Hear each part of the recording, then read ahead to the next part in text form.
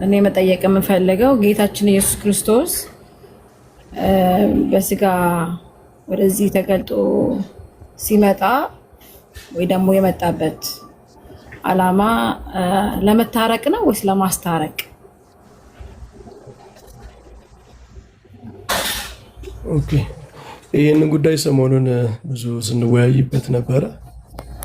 እንግዲህ ክርስቶስ መካከለኛ ስለሆነ ሁለቱንም ሮል ነው የያዘው። መካከለኛ ማለት በእግዚአብሔርና በሰው መካከል የሚደለይ ያለ ሳይሆን እግዚአብሔርም ሰውም የሆነ ነው። በፍጹም አምላክ የሆነ እና ፍጹም ሰው የሆነ ስለሆነ በፍጹም ሰውነቱ መስዋዕቱ ነው፣ ካህኑ ነው። የማስታረቅን ስራ ሰርቷል። የማስታረቂያ መስዋዕት አቅርቧል። በፍጹም አምላክነቱ ደግሞ መስዋዕቱን ተቀብሎ ታርቋል እና ክርስቶስን በሰውነትም በአምላክነትም ፍጹም ስለሆነ በተለየ ሁኔታ ክርስቶስ ታራቂም አስታራቂም መታረቂያም ነው ማለት ነው። መካከለኝነቱ ፕሪስትሁዱ እሱን እንድንል ያደርገናል። ምክንያቱም መታረቅ የኢሰንስ ነው። እግዚአብሔር ነው የሚታረቀን እንጂ አንዱ አካል ለይቶ አይደለም የሚታረቀን። የበደልነውም አንዱን አካል ብቻ ስላልሆነ ማለት ነው። ስለዚህ ከእግዚአብሔር ጋር ነው የምንታረቀው እና መታረቅ ሲባል ወልድም መንፈስ ቅዱስም አብንንም የሚያጠቃልል ነው። ማስታረቅ ግን ሰው መሆንን ሊቀ ካህናት መሆንን ስለሚጠይቅ እሱ የክርስቶስ ነው። ግን በዛ በክርስቶስ የማስታረቅ ስራ ውስጥም ደግሞ አብም መንፈስ ቅዱስም አሉ። እግዚአብሔር ዓለምን ከራሱ ጋር እያስታረቀ ነበር በልጁ ማለት ነው። ምክንያቱም ልጁን እንደዛ እንዲያደርግ ወዶ ፈቅዶ የላከ አብ ስለሆነ ማለት ነው። መንፈስ ቅዱስም እንደዚሁ በኢኮኖሚ ውስጥ አለ በድህነት። ስለዚህ ከክርስቶስ ጋር ታርቀናልም አስታርቆናል። እሺ፣ ይሄ እርቅ ሲደረግ ጸሎቱም ሆነ ምንም እሱንም ወደ ራሱም ነው። ለምንድን ነው የማትሉት ታዲያ? ጌታችን ኢየሱስ ክርስቶስ እኔ እንግዲህ አንድ አምላክ አንድ አካል አማኝ በመሆኔ ኢየሱስ ሰውም ነው አምላክም ነው ብዬ አምናለሁ። በዚህ እኛ እንደዚህ ብለን ስንናገር እንዴት ለራሱ ይጸልያል ሰዎች ይላሉ እና እናንተ እንደዛ ስትሉ እንዴት እያላችሁ እንደሆነ ለመረዳት አንጻር ነው። እና ጌታችን ኢየሱስ ክርስቶስ እርቅም የሚያደርገው ወደ ራሱም ጭምር እንደሆነ ከተነገረ የሶስት አካላት ትምህርት ምኑ ጋር እንደሚቆም ስላልተረዳሁት ነው። መምህር በረከት ጭራሽ ጥያቄ ይሄ ነው። እስኪ ይሄንን ያው እነ ዳዊት መመለስ ይችላሉ፣ የበለጠ ያብራሩታል። ያው የዛሬው ጉዳይ ምስጢረ ሥላሴ ስለሆነ ምናልባት ከርሱ ካልወጣ ግን ወልድ መስዋዕት ሲያቀርብ ለአብም ለወልድ ለመንፈስ ቅዱስም ለራሱም ነው ሲባል መስዋዕት ማቅረብ ማለት ሳቲስፋይድ መሆን ይቅር ማለት ምንድነው? የእግዚአብሔር የቁጣው መመለስ እና የይቅርታውን መስጠቱን ደስታውን ነው የሚያሳየው መስዋዕት መቀበል ማለት እና አንዱ አካል ብቻ ተደሰተ ልንል አንችልም። ዓለም በመዳኑ በይቅርታው አንዱ አካል ብቻ ተሳተፈ አንልም። በአብ አንጻር ወልድም መንፈስ ቅዱስም አብረው መስዋዕት ተቀባይ ናቸው ነው። ስለ ጸሎት ስናነሳ ወልድ ወደ አብ ጸልየዋል። ወደ ራሱ ግን ጸለየ ሳይሆን እሱማ በቃ የሰውን ልጅ መዳን በራሱ ልብ ውስጥ ነው ሀሳቡ የሚመላለሰው እኮ አይደል? የማዳኑ የመታረቁ ነገር እሱ ለራሱ መጸለይ አይገባውም። አንድ አካል ለራሱ መጸለይ የሚባል ራሱ ሚኒንግ ስለማይሰጥ ማለት ነው። በክርስቶስ ዘንድ ምንድነው የሚባለው? እሱም አክሴፕት አድርጎታል። ቸርን ምንድነው የሆነ አካል ጸልዮለት የሚቀበለው ራሱ ጸልዮ ራሱ የሚቀበለው ሳይሆን በጸሎት አንጻር መፍቀዱ ነው። በቃ የእሱ ፈቃዱ በራሱ ዓለምን ለማዳን ለመታረቅ ይቅር ለማለት መፍቀዱ የታወቀ ነው። ወደ አብ ግን ጸሎት አድርጎ ታይቷል። በአብ አንጻር ደግሞ ወልድም መንፈስ ቅዱስም አብረው አሉ። እኛ ሞናርኪ ኦፍ ዘ ፋዘርንም ስለምናምን ማለት ነው። ለአብ የተደረገ የተሰጠ ክብር ለወልድም ለመንፈስ ቅዱስም ነው። አብ ያደረገው ነገር ይቅር ሲል ወልድ መንፈስ ቅዱስም ይቅር አሉ ማለት ነው። አብ የተጠየቀውን ሲፈቅድ ሲቀበል ወልድ መንፈስ ቅዱስም ተቀበሉ ማለት ነው። ስለዚህ የሞናርኪ ኦፍ ዘፋዘር የሚል አስተምረዋለን ማለት ነው። በአብ ውስጥ የወልድም የመንፈስ ቅዱስን ፈቃድ ነው የሚፈጸመው የሚል አለ። ስለዚህ ይሄ አያስቸግርም። ግን ምን መሰላችሁ ነገረ ድነት እንደው ሙሉ ነገሩ እንደ ማትማቲክስ ይብራራል እኮ ማለትም አይደለም።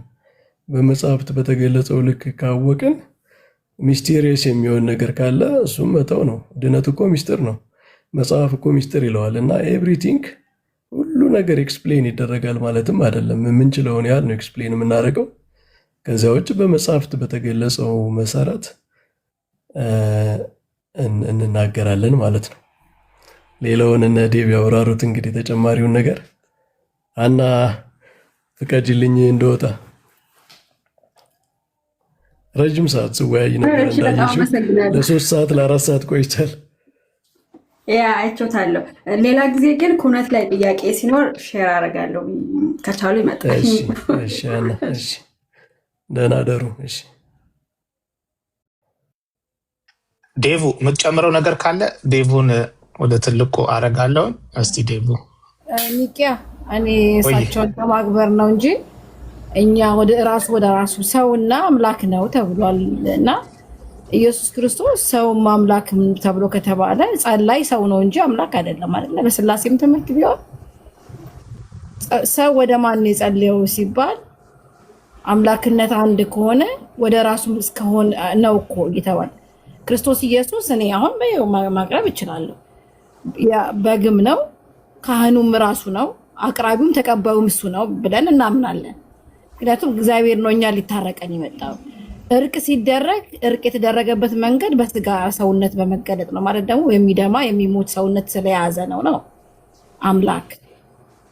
አሁን ግን የሶስት አካላቶቹ እሺ አሁን ወልድ ምንም አብ ብቻ የሚቀበል ቢሆን ኖሮ ኦኬ አይ አብ ነው የሚቀበለው ወልድ ነው የሚሰዋው ተብሎ ቢባል፣ ግን ራሱ ይሄ በጉ የእግዚአብሔር የዓለምን ኃጢአት የሚያስወግድ የእግዚአብሔር በግ የተባለው እሱ ራሱ ተቀባይ ከሆነ ደግሞ በስላሴ ትምህርት ታዲያ ሰዎች እንዴት ራሱ ለራሱ ይጸልያል የሚል እሳቤ ይይዛሉ። እና እኛ ራሱ ለራሱ ጸልያል አላለም። እግዚአብሔር በስጋ ሰውነት በመገለጥ የሰራውን ስራ ነው የጸለየውን ጸሎት እኛንና እሱን እያስታረቀ ነው።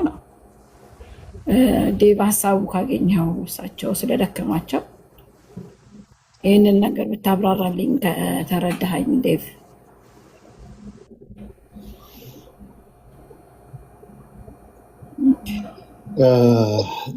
ሰላም ብያለሁ ሄቨን። መምህር ካብራሩት ወይም ከገለጡት ውጭ ሌላ የለም። ይሄ ትሪኒታሪያል ትምህርት ነው፣ አባቶችም ትምህርት ነው። በሰውነቱ ለውራ ኮፒ ሊንክ አድርጉ። ኢንስትራክሽን እየሰጠ ነው። ዝም ስላልኩ መሰለኝ። አይ ቲንክ ኮፒ ሊንክ እያደረጋችሁ ቅዱሳን ተባረኩ። ድምፅ ላሰማ ብዬ ነው። ቀጥል። እሺ ትልቁ ላይ ሁኜ እንትን እንዲያደርጉልሽ ችግር የለውም። ኮፒ ሊንኩ ራሱ በቂ ነው። ዴቪዬ ቀጥል። እሺ እንደ ሊቀ ካህንነቱ መስዋዕት አቅራቢው እሱ ነው። አንድ ኢሴንስ በሶስቱ አካል ደግሞ በሶስቱ ሃይፖስታሲስ አንድ ኢሴንስ ስላለ ደግሞ የተጣላ ነው። ከአብ ጋር ብቻ አይደለም፣ ወይም ከወልድ ጋር ብቻ አይደለም፣ ከመንፈስ ቅዱስ ከሶስቱም ጋር ነው። ከኢሴንስ ጋር ስለሆነ ከመለኮት ጋር ስለሆነ ጸቡ ማለት ነው። ስለዚህ እንደ መለኮትነቱ ደግሞ ከሶስቱ አካል አንዱ አካል ስለሆነ ወልድ ተቀባይም ነው። አባቶችም የገለጡት በዛ አይነት መልኩ ነው እና ሃይፖስታቲክ ዩኒየን የሚባል አለ። አሁን በአንዱ ሃይፖስታሲስ በወልድ ሃይፖስታሲስ ውስጥ ዲቫይን ኢሴንስ እና ሂውማን ኢሴንስ አለ። ሁለቱ ባህሪዎች አሉ። በሰውነቱ እንደ ሊቀ ካህንነቱ መስዋዕት አቅራቢ ነው። እንደ መለኮትነቱ ደግሞ ከአብና ከመንፈስ ቅዱስ ጋር መስዋዕት ተቀባይም ነው። ጸቡ ከትሪኒቲ ጋር ስለሆነ ከሶስቱም አካል ጋር ስለሆነ የሰው ልጅ የተጣላው ማለት ነው እና እርቁም ከሶስቱም ጋር ነው የሚሆነው ማለት ነው። ስለዚህ ይሄኛው ምንድነው አቅራቢ የተባለው ሰውም ነው፣ ፍጹም ሰውም ነው፣ ሊቀ ካህን ነው። ስለዚህ እንደ ሰውነቱ እንደ ሊቀ ካህንነቱ መስዋዕት አቅራቢ ነው። መስዋዕቱም እሱ ነው፣ መስዋዕት አቅራቢም እሱ ነው። እንደ ሰውነቱ እንደ አንድ ኢሴንስ በሶስቱ ሃይፖስታሲስ እንደመኖሩ መጠን ጸቡም ከሶስቱ አካል ጋር እንደመሆኑ መጠን ደግሞ ከመስዋዕት ተቀባዮች አንዱ ነው። እሱም ከመስዋዕት ተቀባዮች አንዱ ተብሎ ይገለጣል ማለት ነው። ከኢሴንስ አንጻር ከሃይፖስታሲስ አንጻር ስናወራ ደግሞ ምንድነው የምንለው? በራሱ በተለየ አካሉ አይደለ ሂውማን ኔቸርን አድ ያደረገው በሰውነቱ ምን እንላለን? መስዋዕቱም እሱ ነው፣ መስዋዕት አቅራቢውም እሱ ነው እንላለን። ከኢሴንስ አንጻር ስናወራ ደግሞ ከመስዋዕት ከተቀባዮቹ አንዱ ነው። ከአብና ከመንፈስ ቅዱስ ጋር እኩል መስዋዕት ተቀባይ ነው፣ ታራቂም ነው ተብሎ ይብራራል ማለት ነው። እርቅ ያደረገው እግዚአብሔር ማን ነው ስትባሉ በስላሴ ትምህርት ማን ነው እርቅ ያደረገው? ከሶስቱም ጋር ነው እኮ አልኩሽ። እርቁ የሚካሄደው ጸቡ ከሶስቱም አካል ጋር ስለሆነ ከኢሴንስ አንጻር ስናወራ ከአንዱ አምላክ ጋር ነው የሚካሄደው። ለምን ኢሴንስ ስናወራ አንድ አምላክ ነው የምናወራው። ከሃይፖስታሲስ አንጻር ስናወራ ግን ከአብም ከወልድም ከመንፈስ ቅዱስም ጋር ነው እርቁ የተካሄደው ማለት ነው። እርቅ የሚደረገው ከሶስቱም ጋር ከሶስቱም አካላት፣ አስታራቂው ግን አንድ አካል ነው የምትለኝ። ስለዚህ በዚህ እርቅ መሀል ጸሎትም አለ አይደለ? እርቅ ብቻ ሳይሆን የእርቁ መንገድ ጸሎት፣ ሞት፣ ልመና ሁሉንም ነገር አለው። እዛ ላይ ኢየሱስ ሲጸልይ አሁን በእናንተ አንድ ላይ ስላላችሁን የሚጸልየው ወደ አንዱ ሲባል የእሱንም አምላክነት አብሮ ያካትታል ማለት ነው አይደለ? ኦኬ። አሁን ያኛውን ደግሞ የምታየው በምንድን ነው? ኢየሱስ ክርስቶስ አምላክ ብቻ አይደለም ሰውም ነው አይደለ? ገባኝ። አሁን እኮ አምላክ ሰው ሆኗል። አምላክ ሊታረቀን ሲመጣ ከሶስቱ አካል አንደኛው አካል ሰው ሆነ አልከኝ። እርቅ መንገዱ ነቢያቶች ሌሎች ሳይሆኑ አምላክ ራሱ ልጁን ልኮ በድንግል ማርያም ማህፀን ውስጥ ከስጋዋ ስጋ ከነፍስዋ ነፍስ ተካፍሎ ሰው ሆኗል አይደለ? አሁን እርቅ የሚጀመረው በእግዚአብሔር ልጅ ማለት መለኮት የሆነው የእግዚአብሔር ልጅ በስጋው ውህደት ነው ብላችሁ ካመናችሁ ጸሎቱን ወደ ማንም ይጸልየው ተብሎ ሲጠለየቅ በስላሴ ትምህርት ወደ እሱም አምላክነት ነው ጨምሮ ማለት ነው። ወደ አብ ነው ጸሎቱ የሚካሄደው፣ ወደ አብ ነው። ኢየሱስ ክርስቶስ የጸለያቸው በምልጃ ጸሎት ከብርቱ ልመናና ጸሎት አቀረበ ከምልጃ ጋር ብሎ ወደ አብ ነው። ወደ አብ በሚቀርብበት ሰዓት ከሃይፖስታሲስ አንጻር ነው የሚነገረው። ለአብ ተነጥሎ ለምን? የወልድ አባት አብ ስለሆነ ማለት ነው። አርኬ ወይም ደግሞ ምንጩ በሙሉ አብ ስለሆነ ማለት ነው። ከኢሴንስ አንጻር ግን በምናይበት ሰዓት አሁን ጸሎቱንና ይሄ መስዋዕቱንና እርቁን እነሱን ላይ ያቸው እርቁ ከሶስቱም አካል ጋር ነው። ከአብም ከወልድም ከመንፈስ ቅዱስ ጋር ነው። ተቀባይም ደግሞ በምናይበት ሰዓት ከሶስቱም አካል ነው የሚቀበሉ። ከኢሴንስ አንጻር ሲነገር አንድ ኢሴንስ ነው ያለው፣ መለኮት ነው ያለው፣ ተቀባይ ናቸው። እርቁም የሚካሄደው ከሶስቱም ጋር ነው። ከመለኮት ወይም ከኢሴንስ አንጻር ስናወራ ከአንዱ መለኮት ጋር ነው እርቁ የሚካሄደው። ጸሎት ያቀረበው ለማን ነው? ወይም ደግሞ ወደ ማን ነው እንትን ሲል የነበረው? ወደ አባቱ ነው። ወደ አባቱ ከሃይፖስታሲስ አንጻር ነው የሚወራው እሱ ማለት ነው። ከሃይፖስታሲስ አንጻር የሚወራው እና ከኢሴንስ አንጻር የሚወራው ሁለቱ ዲስቲንጉሽ መደረግ አለበት።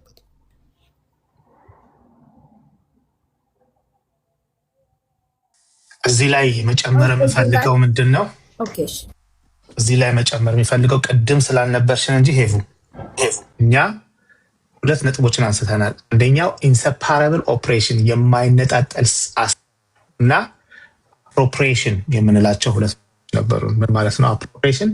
ምንም እንኳን ሁሉም መለኮታዊ ተግባራት የሶስቱም አካላት የአብ የወልድ የመንፈስ ቅዱስ የጋራ ስራዎች ቢሆኑም የተወሰኑ ተግባራትን ግን ለአንዱ አካል ለይቶ የመስጠት ወይም የማመልከት ልምድ አለ። ይሄ ምን እንለዋለን? አፕሮፕሪዬት ማድረግ። አንዱ መለኮት ውስጥ ለፐርሰኑ ሶስቱም መፍጠር የአብም የወልድም የመንፈስ ቅዱስም ቢሆን ነገር ግን አንዳንድ ጊዜ ሞር ተያያዥነት ላለው ለአብ ሊሰጥ ይችላል። ማዳን የእግዚአብሔር ቢሆንም አዳንንም ነው በክርስቶስ ያድናል እንላለን። እንደዚህ አይነት ነገሮች አሉ። እነዚህን ኮንሴፕት ጥሩ ነው። ሁለተኛው ምንድን ነው? ኢየሱስ ክርስቶስ ፍጹም ሰው ፍጹም አምላክ እንል በሰውነቱ የሚሰራውን ስራ እንትን ማድረግ አለብን። አስታራቂነቱ ሰው ሆኖ ስለኛ በመስቀል ላይ ስለሞተ ስለሚማልድ አስታራቂ እንላለን። ይሄ የሰውነት ባህሪ የሰው ባህሪ ነው። ሲጸልይም የሰው ባህሪ ነው። እግዚአብሔር ይጸልያል እንዴ? አምላክ ይጸልያል? አይጸልይም። ክርስቶስ እንዴት ጸለየ? በሰውነቱ አምላክ ኢየሱስ አምላክ ነው፣ ግን በሰውነቱ ካህንነቱ ያስታርቅ። አምላክነቱስ ታራቂ ነው ራሱ እና ከመንፈስ ቅዱስ ጋር አንድ አምላክ ስለሆነ ይህ ነው እንለዋለን። ስለዚህ ሥላሴ ውስጥ ያለውን መስተጋብር በክርስቶሎጂ በነገረ ክርስቶስ ውስጥ ያለውን ፍንትው አድርጎ ለየት አድርጎ ማወቅ ይፈልጋል። እዛ አኳያ ነው ሄቡ። አመሰግናለሁ። አንደኛ ቆሮንቶስ ላይ እንደዚህ የሚል ቃል አለ። ዴቭ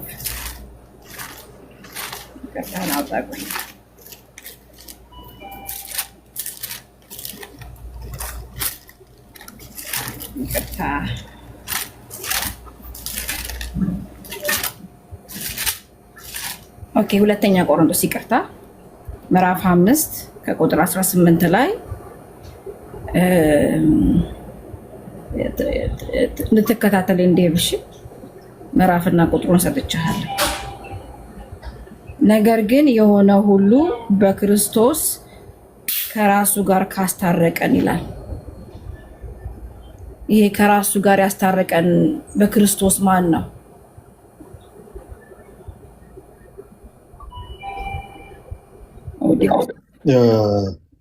ሙሉን አንብቢው እዛ ጋ። እቀጥላለሁ። ከክርስቶስ ጋር ካስታረቀን የማስታረቅንም አገልግሎት ከሰጠን ከእግዚአብሔር ነው። እግዚአብሔር በክርስቶስ ሆኖ ዓለምን ከራሱ ጋር ያስታርቅ ነበር ይላል። አሁን እዚህ ጋር ግልጽ ነው። ከራሱ ጋር በክርስቶስ ከራሱ ጋር ያስታረቀን ብሎ ሲናገር ስለ ሃይፖስታሲስ ነው እያወራ ያለው፣ ስለ አብ ነው እየተናገረ ያለው። በማን አስታረቀን ይላል? ከራሱ ጋር በክርስቶስ ሆኖ አስታረቀን ብሎ ይናገራል። አሁን ምን አለ መሰለሽ ሼቡ፣ ስለ ሃይፖስታሲስ የሚያወራበትን ክፍል መጽሐፍ ቅዱስ በደንብ መለየት ያስፈልጋል። ስለ ኢሴንስ የሚያወራውን ክፍል ደግሞ በደንብ መለየት ያስፈልጋል። ስለ ኢንሰፕረብል ኦፕሬሽን ስታወሪ ከኢሴንስ አንጻር ነው የምታወሪው። ስለ አፕሮፕሬሽን ስታወሪ ግን ከአካል አንጻር ነው የምታወሪው። ሁለቱን ለይቶ ማየቱ ያስፈልጋል ማለት ነው። እዚህ ቦታ ላይ ስለ ሃይፖስታሲስ ነው የሚያወራው ወይስ ስለ ኢሴንስ ነው? ስለ አፕሮፕሬሽን ነው ወይስ ስለ ኢንሰፕረብል ኦፕሬሽን ነው የሚያወራው የሚለውን ነገር በደንብ መለየት ያስፈልጋል ማለት ነው ጀመር። ስለዚህ አብ ነው ከራሱ ጋር ያስታረቀን ማለት ነው በክርስቶስ አይደለም? ክርስቶስ ሆኖ ኦኬ። እሺ ክርስቶስ ያስታረቀንን ቦታ መጽሐፍ ቅዱስ ላይ ስጠኝ። እሺ ማለት እኮ እርቅ የተካሄደው ከአብ ጋር ከሆነ ከወልድና ከመንፈስ ቅዱስ ጋር የቱ ጋር ነው እርቅ የተካሄደው? ኦኬ ይኸውልሽ ምን አለ ኢንሰፕረብል ኦፕሬሽን ውስጥ ነው እዚህ ጋር የምታክሽው ማለት ነው። አሁን ስለ ሃይፖስታሲስ ስለ አካል አወራሽ። እርቁ ሲካሄድ ደግሞ የሆነ የመታረቅ ብለን ስንል ደግሞ ከመለኮት ጋር ነው አይደል? የሰው ልጅ የተጣላው ስለ ኢሴንስ ነው የምናወራው። አካል ስላልከኝ ነው አካልነት ጥላችሁ እናንተ እኮ ያዳመጥኩ ነው። አይ አብ ሲወራ ከኢሴንስ አንጻር ስታወሪ አሁን እርቅ ተካሄደ ብለሽ ስትይ ወልድን አትነጥይም፣ መንፈስ ቅዱስን አትነጥይም። ለምን? ኢንሰፕረብል ኦፕሬሽን የሚባላል አትነጥይም። ከኢሴንስ አንጻር ስታወሪ ኢንሰፕረብል ኦፕሬሽን እርቁ እዛ ጋር ሃይፖስታሲሱን አቡን እየነገረሽ እያለ ለአብ የተነገረው ለወልድም ነው ለመንፈስ ቅዱስ ነው። ልናገር ኦኬ። አብ የምትሉት ወልድ የምትሉት አካል አይደለ እንዴ? የስ ሃይፖስታሲስ ነው። እሺ መለኮት ምንድን ነው የምትሉት? እሺ አብ ስል ደግሞ ወዲያው ደግሞ ወደ መለኮት ይዞራል። አካላቶችን ማን ብላችሁ ነው የምትጠሯቸው? አካላቶችን ሃይፖስታሲስ እኮ አብ ወልድ መንፈስ ቅዱስ ማለት ነው አካላቶች አይደል? እሺ መለኮትስ ምንድን ነው የምትሉት? ኢሴንስ። በጣም ጥሩ። ወይም ኡሲያ። ኦኬ። ስለዚህ ኢየሱስ ክርስቶስ መለኮት በስጋ የተገለጠበት ሰው ነው ወይ ደግሞ ፍጹም ሰው ፍጹም አምላክ ብላችሁ ነው የምታምኑት አይደለ? ስላመናችሁ መለኮት በስላሴ አንድ ነው አይደለ? አንድ መለኮት ነው ያለው። የአብ መለኮት የወልድ ነው ማለት ይችላሉ? በመለኮት አብ ወልድ ነው ማለት ይችላሉ? ሚቻል ቢሆን ኖሮ ኦኬ ያው ይገባኛል እልክ ነበረ። ግን በመለኮትም ኢንዲቪጁዋል የራሳቸው አብም ራሱን የቻለ አምላክ ነው አካልም ነው፣ ወልድም ራሱን የቻለ አካልም ነው አምላክም ነው ስለምትሉ በመለኮት አብ ወልድ የሆነ እዚህ ጋር ትራይቲዝም ወሰድሽው። ራሱን የቻለ አምላክ ነው እንደዚህ የሚለው ሶስቱንም ሶስት አምላክ ያደርገዋል። እና አምላክ ስንር አንድ ኢሴንስ ነው እያወራን ያለ ነው። ሶስቱ አካል አንድ ኢሴንስ አላቸው ነው የምንለው። አምላክነት ደግሞ ከኢሴንስ አንጻር ነው የሚነገረው። እና ስንት አምላክ አለን የምንለው አንድ አምላክ እንጂ ሶስት አምላክ የለንም። ከሶስቱ የሚነገረው ምንድን ነው? ሃይፖስታሲስ፣ ያ ኢሴንስ የሚገለጥበት ሃይፖስታሲስ ማለት ነው። ሃይፖስታሲሱ የራሱ ኢንዲቪዥዋል ቢንግ ነው፣ ራሽናል ቢንግ ነው፣ ሰልፍ ኤግዚስታንስ ነው። እነዚህን ሁሉ ያማከለ እኔ ማለት የሚችል ማነ ሲባል እኔ ማለት የሚችል ነው። አንዱን ከአንዱ የምንለይበት አብን ከወልድ ወልድን ከመንፈስ ቅዱስ የምንለየው በሃይፖስታሲሱ ነው። ሃይፖስታሲሱ መለያው ነው ማለት ነው። አብ ማን ነው ሲባል ወልድ ማን ነው ሲባል የምንለይበት አብ ወላጅ ነው ስንል ወልድ ደግሞ ተወላጅ ነው ስንል ከሃይፖስታሲስ አንጻር ነው እየተናገርን ያለ ነው። እና ከኢሴንስ አንጻር ግን ስንናገር አንድ አምላክ ነው። በሶስቱ ሃይፖስታሲስ አንድ ኢሴንስ ነው ያለው ማለት ነው። ስለዚህ ይሄ አብ ራሱን የቻለ አምላክ ነው፣ ወልድ ራሱን የቻለ አምላክ ነው፣ መንፈስ ቅዱስ ራሱን የቻለ አምላክ ነው ተብሎ እንደዛ አይነት ዴፊኒሽን ከተሰጠ ሶስት አምላክ ወደሚለው ይገልጻል። አንድ አምላክ ነው እኛ የምናመልከው፣ አንድ ኢሴንስ ነው ያለው በሶስቱ ሃይፖስታሲስ ማለት ነው። አብን አብ ያልከው እዚህ ላይ ሄቪዬ እዚህ ላይ አንቺም ሰው ነሽ፣ ያዲም ሰው ነው። ስለዚህ ሁለታችሁም ሰው ስለሆናችሁ ያዲ ማለት ሄቨን ነው ማለት እንችላለን። ሁለት ሰው ነው የምንባለው እንጂ እኔና ያዲ ሁለት ብለሽ የሰው አይነትን ነው ኔቸር ነው የገለጽሽው። ሁለት የሚለው ፐርሰንን ነው የሚገልጸው መቆጠር የቻለውን። ሰው የሚለው ግን አንድ የኔቸርን ባህሪ ነው የነገርሽን። ስለዚህ አንቺም ሰው ስለሆንሽ ያዲም ሰው ስለሆነ ያዲ ማለት ሄቨን ናት፣ ሄቨን ማለት ያዲ ነው ማለት አንችልም። የተለያየ አካላት እንላለን። ስለዚህ ፐርሰን ላይ ስንመጣ ዲስቲንክት ወይም የተለየ ይሆናል። በኔቸር ስንመጣ ግን ሁለታችሁም ሰው ናቸው። እንደዛ አይነት ትንሽ አትሊስት ኤግዛምፕል እንደዛ እያልን እንደሆነ ኢየሱስም ወልድ አምላክ ስለሆነ መንፈስ ቅዱስ አምላክ ስለሆነ አምላክ ስለሆነ ወልድ ማለት አብ ማለት ነው አላልን። ወልድ ልዩ ዲስቲንክት አካል ነው። መንፈስ ቅዱስ ዲስቲንክት አካል ነው። ግን ያን አንዱን የመለኮትነት ባህሪ በሶስት ሼር ያደርጋሉ። የተለያየ አምላክ ሳይሆን ያንኑ አንዱን ባህሪ ሼር ያደርጋሉ ለማለት ነው። አብ ብለክ ስያሜ የሰጣችሁት ለምንድን ነው ዴቭ?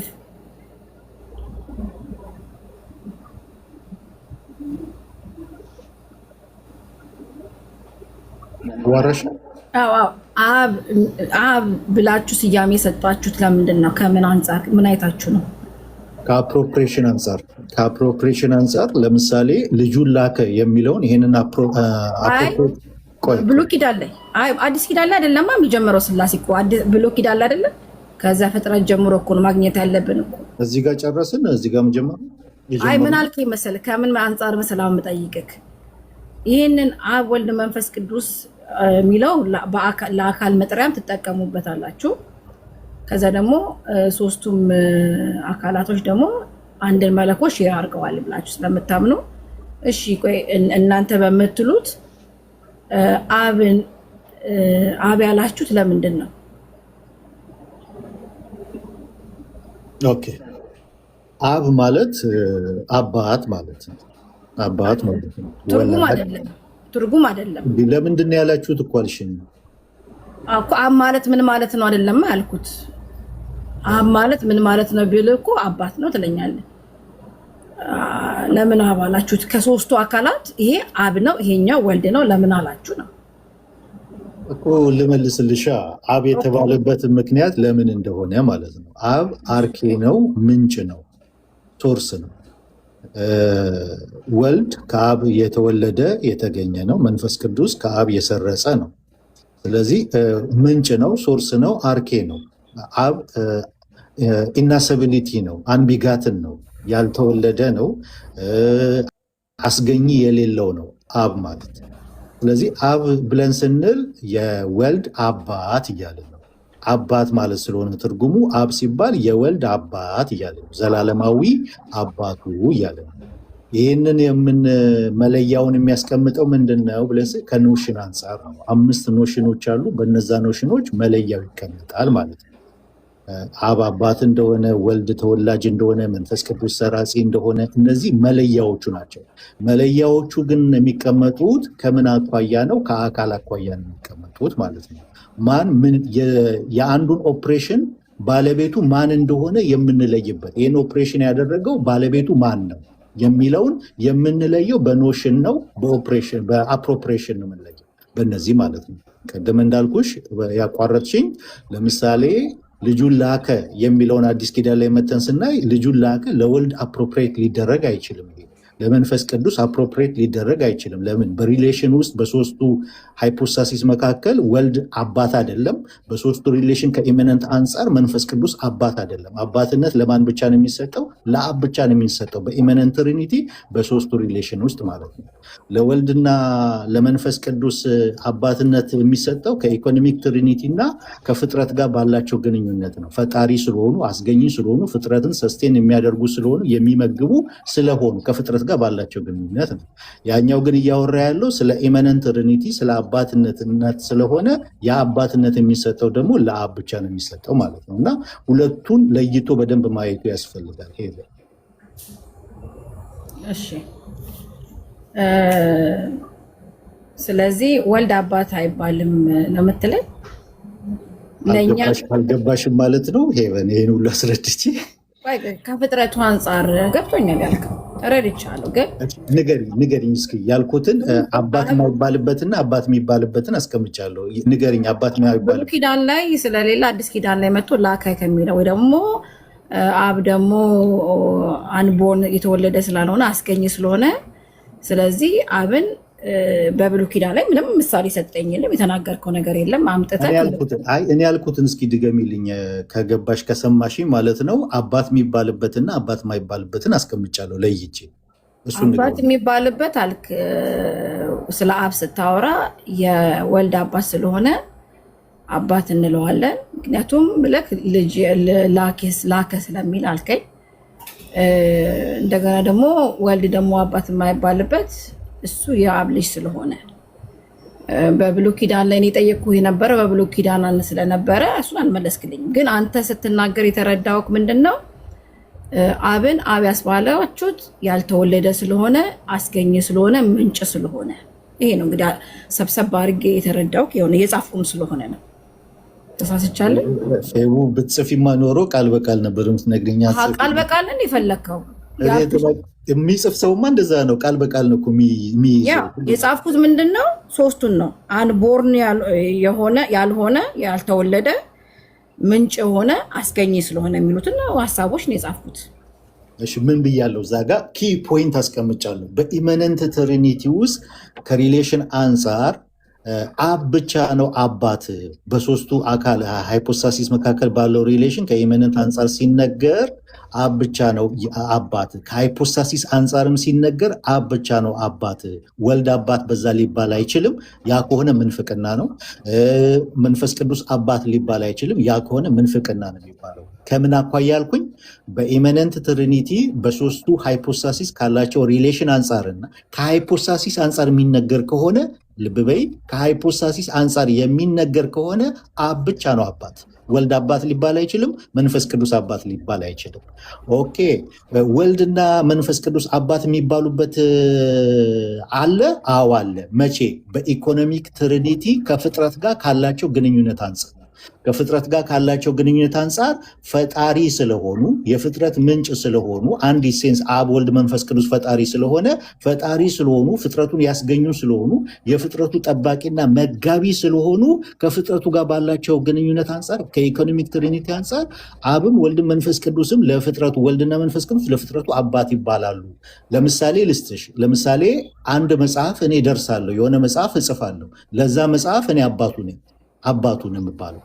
ልክ እንደዛ ለፍጥረቱ ምንጭ ናቸው፣ ሶርስ ናቸው፣ አስገኚ ናቸው፣ ፍጥረቱን የሚመግቡ ናቸው፣ የሚንከባከቡ ናቸው። ከዚህ ኮንቴክስት አንጻር ወልድና መንፈስ ቅዱስ አባት ይባላሉ። ከፍጥረት ጋር ካላቸው ግንኙነት አንጻር፣ ከኢሴንስ አንጻር ልብ በይ፣ ከኢሴንስ አንጻር ነው የሚነገረው።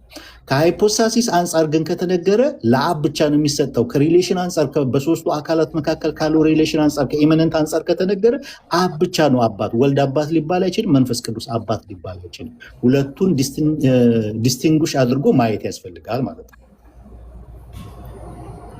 እሺ ወልድንስ ወልድ ያላችሁ ስለምንድን ነው? የተወለደ ማለት ነው፣ ልጅ ማለት ነው። የተወለደ ነው ከአብ የተወለደ ከአብ የተገኘ ስለሆነ ማለት ነው። ልጅ ስለሆነ ማለት ነው። ወልድን ልጅ ያላችሁት ከአብ ምንድን ነው የሚለየው? እሱ ምን ማለት ነው? አብና ወልድ በምንድን ነው የሚለያዩት? በሃይፖስታሲስ ነው የምትለያቸው። በሃይፖስታሲስ ማለት የራሳቸውን ፐርሰናል ፕሮፐርቲስ የተሸከሙበት ነው የእነሱ ሃይፖስታሲስ ማለት ነው። ከኢሴንስ አኳያ አትለይም። ለምን? አንድ ኢሴንስ ነው ያለው። በሶስቱ አካሎች አንድ ኢሴንስ ነው ያለው። የምትለዩ በምንድን ነው? ቅድም ደጋግሜ የተናገር ያለው ፌቡ ይሄ አፕሮፕሪዬሽን እና ኖሽን የሚባል አለ። ኖሽናቸው መለያቸው ነው። አፕሮፕሪዬሽኑም ደግሞ መለያ ነው። በነዛ ከሃይፖስታሲስ አንጻር ሲነገር ምንድነው? ከአፕሮፕሪዬሽን እና ከኖሽን አንጻር ትናገሪያለሽ። ያ የአካሉን መለያ ነው። አንድን ኦፕሬሽን ለአንዱ አካል ባለቤትነትን የምትሰጭበት ማለት ነው። በኢሴንስ ግን አትለይም። አንድ ኢሴንስ ነው ያለው።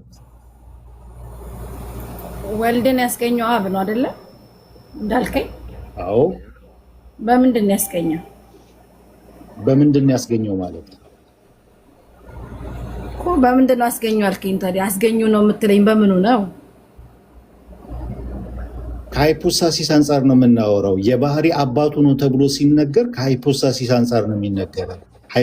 ከሃይፖስታሲስ አንጻር ወልድ የአብ ልጅ ነው ተብሎ ይነገራል። ከኢሴንስ አንጻር ከተነገረ ግን ስህተት ነው። ከኢሴንስ አንጻር ነው የወለደው ከተባለ አንደኛ ሄረሲ ነው የሚሆነው። ከኢሴንስ አንጻር ተወለደ ማለት ኢሴንሱን ነው የወለደው፣ የወልድን ኢሴንስ ነው የወለደው ከተባለ ሄሬሲ ውስጥ ነው የሚከተው። ከሃይፖስታሲስ አንጻር ነው መውለድን ሲነገር የባህሪው ልጁ ነው ሲባል ከሃይፖስታሲስ አንጻር ነው የሚነገረው ማለት ነው። በምንድን ነው ወልድን ያስገኘው እኮ አልኩ። እሱን እኮ ነገረኛ ስላስገኘው ነው የሚለው በምን ልበልክ? አሁን ይሄ ድፍን ያለ ነገር ነው። አብ ወልድን ያስገኘው በምንድን ነው? ጥያቄሽ ምናልባት ግልጽ አልሆነ ይሆናል። አሁን የመለስኩት አይደለም ጥያቄው አይደለም። ለአብ አስገኝ ነው ስትለኝ ግልጽ እንዲሆንልኝ አብ ወልድን ያስገኘው በምንድን ነው? ነገርኩሽ እኮ ፌቡ፣ ከሃይፖስታሲስ አንጻር ነው የሚነገረው። ይሄ የባህሪው ልጁ ነው አብ ለወልድ የባህሪ አባቱ ነው ሲባል ወይም ደግሞ ወልድ ለአብ የባህሪ ልጁ ነው ሲባል እየተነገረ ያለው ከምን አንጻር ነው አልኩሽ? ከሃይፖስታሲስ አንጻር ነው እየተነገረ ያለው እያልኩሽ ነው። መንፈስ ቅዱስ ማለት በአካል ነው። ለምን እንዳላልከኝ አላውቅም። ማለት እኔ ጥያቄው ሃይፖስታሲስ ምንድን ነው ፌቡ? አካል ነው እንዴ? ምናልባት እሺ በአማርኛ ስላላደረኩት ሊሆን ይችላል። ሴም ቲንግ ነው እያወራ ያለው። በአካል ላይ የተገኘው ከሃይፖስታሲስ አንጻር ነው ብለን ስንናገር ከአካል አንጻር ነው እየተናገርን ያለ ነው። ከአብ የተገኘ ወይም የተወለደ ብለን ስንል እየተናገርን ያለ ነው ከአካል አንጻር ነው።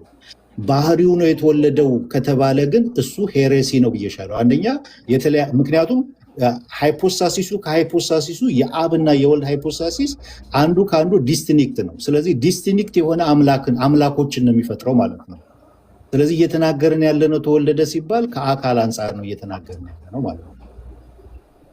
ስለዚህ በአካል ነው ያስገኘው። እሺ መንፈስ ቅዱስንስ ወልድ አብ ያስገኘው በምን? እሱንም በአካል ነው። ሴም ቲንግ ነው። ፕሮሲድስ ያደረገ ነው፣ የሰረጸ ነው፣ የወጣ ነው ብለን ስንል ሴም ቲንግ ነው እያወራን ያለ። ይሄ ፕሮሲድስ እና መወለድ የሚለውን ነገር ልጅነትን በምናወራበት ሰዓት ከአብ ፕሮሴሽን ብለን በአጠቃላይ በትልቁ ስናስቀምጠው ፕሮሴሽን ብለን እናስቀምጠዋለን። ስንለየው ደግሞ በናሮ ሴንስ ስናየው ደግሞ መወለድና ፕሮሲድ ማድረግ ብለን እንለያቸዋለን ማለት ነው።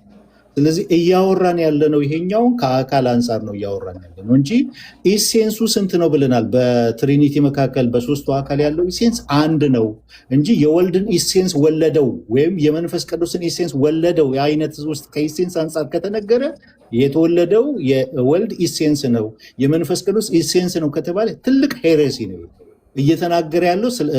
እየተናገርን ያለ ነው ስለመወለድ፣ ስለመውጣት፣ ስለመርሰጽ እየተናገርን ያለ ነው ከሃይፖስታሲስ አንጻር ነው እየተናገርን ያለ ነው ነው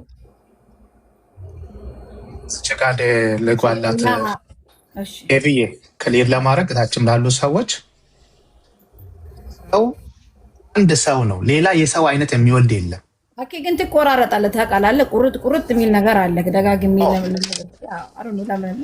አሁንም አልሰማም። ቆይሽ በቃ እንደዛ ቁርጥ የሚል ነገር አለ በመሀል እኔ ጋር ብቻ ይሆን አላውቅም። እሺ እኔ ድምጽ ላሰማ ከዛ አሁንስ እሺ አሰሚ ድምጽ ላሰማ። እሺ ተባረኩ። ቀጥልሽ እንዳይዘግረግፋችሁ ብዬ ነው። ኦኬ እሺ ስለዚህ ቆይ አንዴ ሄቡ አልጨረስ። ኦኬ ሰው አንድ የሰው አይነት ነው የሚወለደው፣ ፐርሰን ነው ፐርሰን ቱ ፐርሰን ነው እንጂ ሌላ የሰው አይነት የሚወለድ አላየንም አይደል? አንድ ባህሪ ነው። ሌላ ባህሪ አይወለድም። ስለዚህ ቅድም ዴቮ የሚነግርሽ ነገር ከባህሪ አንጻር ባህሪ ተወለደ አንልም፣ ከፐርሰን አንጻር ነው የምንናገረው እያለ ነው። ሌላ ባህሪ ሳይሆን አንድ ባህሪ ነው። በኢሴንስ በኢሚኔንት ትሪኒቲ ውስጥ ቅድም ስላልነበርሽ ነው እንጂ ኮንሴፕቱ ባህሪ አንድ ነው። ሌላ ባህሪ አይወለድም። ግን ያን ባህሪ ሼር የሚያደርግ ፐርሰን ነው። ለፐርሰኑ ነው እንዲህ አይነት ነገር የምንጠቀመው ወይም ለአካሉ ነው። ሌላ ባህሪማ ከተወለደ ሌላ አምላክ ተገኘ፣ 2 3 እየሆነ ሊሄድ ነው። ስለዚህ በዚህ መልኩ እሳቤሽን በዚህ በኩል ትንሽ አላይን አድርጌውና ቀጥሉ። ዲስከሽናቸው አሪፍ ነው። አሪፍ ጥያቄ ነው። አሪፍ ውይይት ነው። ይኸውልህ ኦኬ መለኮት እኮ ባህሪ ነው ስለምትሉ ነው ደግሞ በኋላ ላይ ደግሞ መለኮት እኮ ባህሪ ነው። አሁንም ባህሪ ነው እኮ ማን የተቀየረ ሐሳብ አለ እንዴ? ስለዚህ ከባህሪው ባህሪ አይደል ያስገኘው ታዲያ ሌላ ባህሪ አይደለም እኮ ሌላ ባህሪ አይገኝም። በጣም ጥሩ እሱ ነው የፈለኩ። ስለዚህ አብ ራሱን አብን ያስገኘው አንድ ባህሪ ነው። ለምን ወልድ ትሉታላችሁ? ኮንተር የኔ ፖይንት አስዘ ፖይንት ራሱን ካስገኘ ሰው ከሃይፖስታሲስ አኳያ ነው የምናወራው። ለምሳሌ ቀደም ብዬሻለሁ፣ ሄቨንም ሰው ናት፣ ያዲም ሰው ነው። ሄቨን እና ያዲ ሰው ቢሆኑም ሄቨን ያዲ አይደለችም፣ ያዲ ሄቨን አይደለም። ከሃይፖስታሲስ አንጻር ግን ሄቨን ልዩ ናት፣ ያዲ ልዩ ነው። በሰውነት ግን አንድ የሰውነት አይነት ነው ያለው። አንድ የሰውነት አይነት ስላለ እንዴ ለምን ሄቨንን ሄቨን ትላለ ያዲ ለምን አትላትም አትይኝም? ምክንያቱም በሃይፖስታሲስ በፐርሰን በአካል ከያዲ ስለምትለይ። ይሄ ነገር ትሪኒቲን በደንብ ያስቀምጣል እያልኩ አይደለም፣ እኛ ምን እያልን እንደሆነ እንድትረጂ ነው። አንድ ሰው ስላለ ሄቨንም ሰው ስለሆነች ያዲም ሰው ስለሆነ ታዲያ አንድ ከሆኑ ለምንድነው ያዲን የሄቨን የማትለው? ኖ በፐርሰን ሄቨን ከያዲ ልዩ ናት፣ ትለያለች ብለን ነግራለን። ምንም እንኳን ያዲና ሄቨን ሰው ቢሆኑም ሄቨን በአካል ግን ልዩ ናት።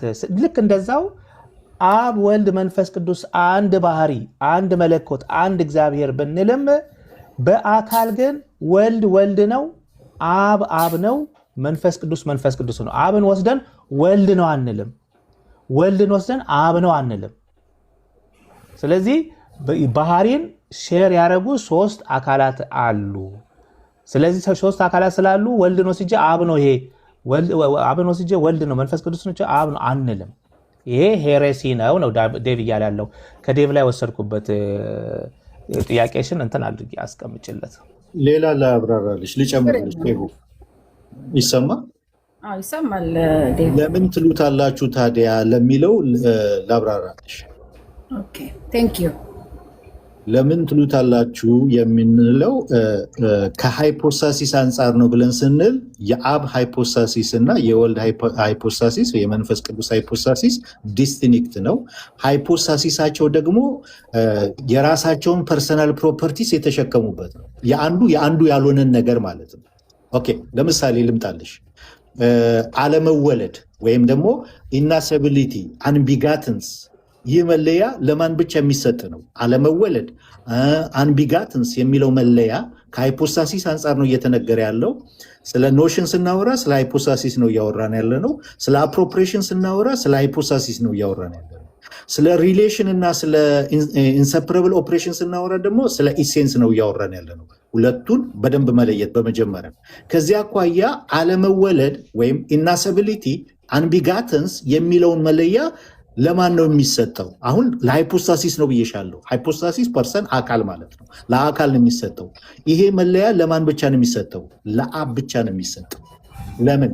አብ ከማንም ያልተገኘ እርሱ የሁሉም ሶርስ ስለሆነ። አብ አባት የለውም። ከማንም ምን አላለም? አልተወለደም። አንቢጋትን ነው፣ ኢናሰቢሊቲ ነው። ይሄ ለአካሉ ነው የሚሰጠው፣ ለአብ። ኦኬ። ወላጅነት ወይም ደግሞ ምንድነው መውለድ ፓተርኒቲ ፋዘርሁድ የሚለው መለያ ለማን ነው የሚሰጠው? አሁንም ለአብ ነው የሚሰጠው። ይሄ ኖሽን ነው እየነገርኩሽ ያለሁት። መውለድ የሚለውን ፓተርኒቲ የሚለውን ፋዘርሁድ የሚለውን መለያ የሚሰጠው ለማን ነው? አሁንም ለአብ የሚሰጥ ነው። ይሄ ለወልድ አይሰጥም። ይሄ ለመንፈስ ቅዱስ አይሰጥም። ምክንያቱም ስለ ኢመነንት ትሪኒቲ ነው እዚህ ጋር እያወራን ያለ ነው። መውለድ የሚለውን ፓተርኒቲ የሚለውን ፋዘርሁድ የሚለውን መለያ የሚሰጠው ለማን ብቻ ነው? ለአብ ብቻ ነው። ኢናሰቢሊቲ አንቢጋትንስ የሚለው መለያ የሚሰጠው ለማን ነው? ለአብ ብቻ ነው። ስለ ሃይፖስታሲሱ ነው እያወራን ያለ ነው። ኦኬ። ተወላጅነት የሚለውስ ፊሌሽን ወይም ሰንሺፕ የሚለውን መለያ ደግሞ የሚሰጠው ለማን ነው? ለወልድ ብቻ ነው። ይሄ ደግሞ ለወልድ። አየሽ፣ ሃይፖስታሲሱ አንዱ ያልሆነውን አንዱ አለው፣ መለያ ነው። ትለየዋለሽ። ማን ነው ይሄ? አባት ሲባል መለያ አለው። ልጅ ሲባል መለያ አለው። ስለዚህ ተወላጅነት ፊሌሽን ወይም ሰንሺፕ ይሄ መለያ ለማን ብቻ ነው? ለወልድ ብቻ የሚሰጥ ነው።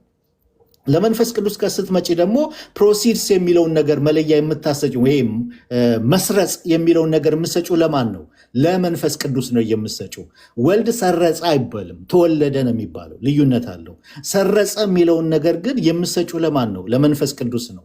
ይሄ ስለምኖቹ እያወራን ነው? ስለ ሃይፖስታሲስ እያወራን ነው። አንዱን አካል ከአንዱ የምትለይበት ማለት ነው። አብ ወልድ አይደለም፣ ወልድ አብ አይደለም። መንፈስ ቅዱስ አብ አይደለም፣ መንፈስ ቅዱስ ደግሞ ወልድ አይደለም። የየራሳቸው ሃይፖስታሲስ ፕሮፐርቲ ያላቸው፣ በራሳቸው ሃይፖስታሲስ የየራሳቸው ሃይፖስታሲስ ፕሮፐርቲ ያላቸው። ይሄ ሃይፖስታሲሳቸው የራሳቸውን ፕሮፐርቲ ተሸግ አብ በራሱ ሃይፖስታሲስ አባትነት አለ፣ ኢናሰቢሊቲ አለ፣ አንቢጋትንስ አለ። ይሄ የራሱ ብቻ ነው። በዚህ ሃይፖስታሲስ የያዘው ፐርሰናል ፕሮፐርቲው ነው። ለወልድ ደግሞ ሰንሺፕ አለ፣ ፊሎሽን ሰንሺፕ አለ፣ ተወላጅነት አለ። ይሄ ደግሞ ፐርሰናል ፕሮፐርቲ ወልድ በራሱ ሃይፖስታሲስ የያዘው የራሱ ፐርሰናል ፕሮፐርቲው ነው የሚባለው። ለመንፈስ ቅዱስ ደግሞ መስረጽ አለ፣ መውጣት አለ። ይሄኛው ደግሞ ለማን ነው የሚሰጠው? መስረጽ የሚለው ፕሮሲድስ የሚለውን ነገር ለመንፈስ ቅዱስ በራሱ በመንፈስ ቅዱስ ሃይፖስታሲስ የራሱ ከወልድ የሚለየው ከአብ የሚለየው የራሱ የሆነ ፐርሰናል ፕሮፐርቲን የተሸከመበት ነው።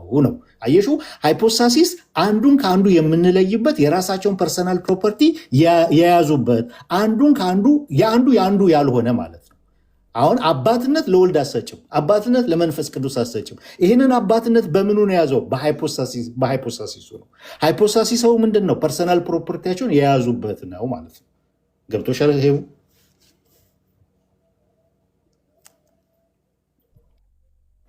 በመስማት ደረጃ የሰማው ነው። ግን